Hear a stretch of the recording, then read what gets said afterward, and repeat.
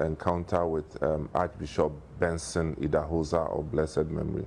Now, Papa, I'll take you back to sometime in the late 80s. Wow, that's great. These are people that we need to follow them. I mean, these are pastors that we need to follow them.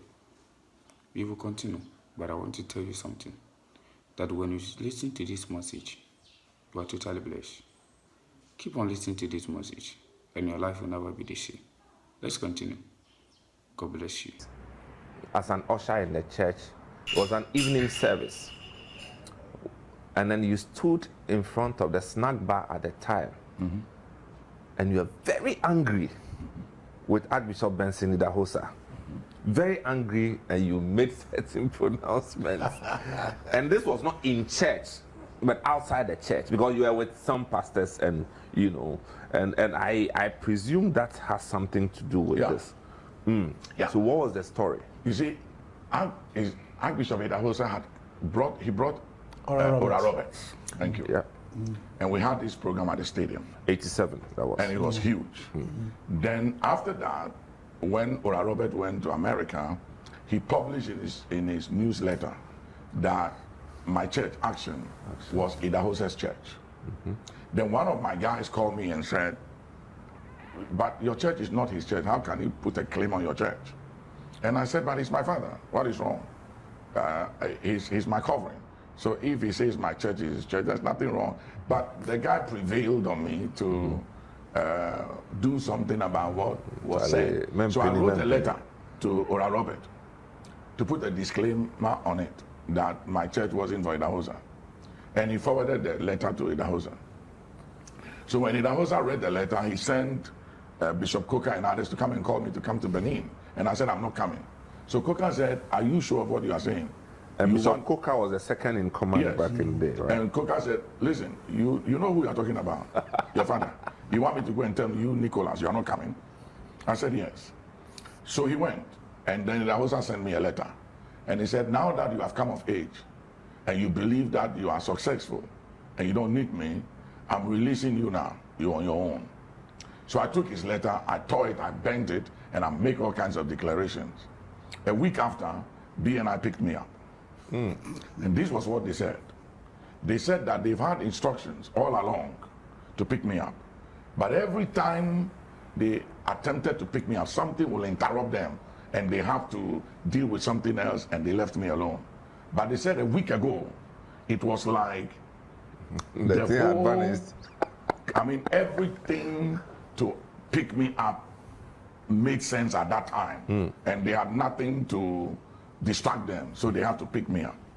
And then I went to Elder Saki when the investigation went on, and it was harassment. I have to send my family out of the country. They followed me with cars wherever I went. I mean, it was a very terrible time. So I went to Elder Saki and I said, Papa, I want you to pray because something is going on with this investigation that doesn't make sense. And so he said, okay, let me pray, I'll come back to you. So he came back to me and he said, the Lord said, you've touched one of his anointed.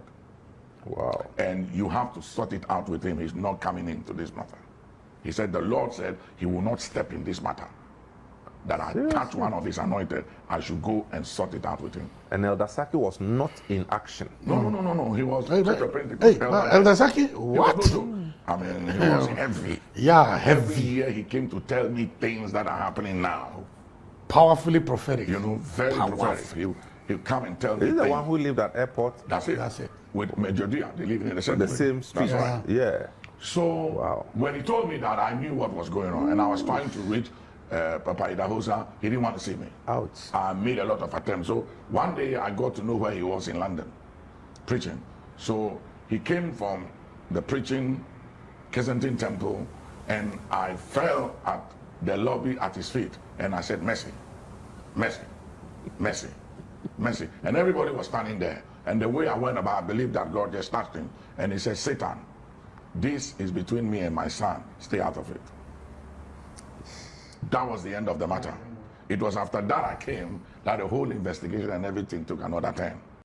This Idahosa man, what was he? His audacity was too much. No. He operated with the gift of faith, not faith. See, there are two kinds of faith. There are different kinds of faith. But there is the faith that comes by hearing and hearing by the word of God. Then there is the gift of faith. And then the gift of working of miracles. And he operated with the gift of faith. I mean, this guy can call a plane takes off and he calls the plane and the plane will come back. And he will say, I have to be on this plane. You know, and he will tell the captain, the safety of this aircraft depends on me being on board. If you're a captain, quickly did you come back? You know, I mean, he did some interesting things. I was in Bible school one time where one of his churches in the villages in Nigeria was attacked by people in that community. And the message got to him. On Sunday morning, he placed his hands on the altar and he said, from the king of that village to the least, let them fall and die like flies. And I sat there and I said, what is this? This is amazing. And they started dying.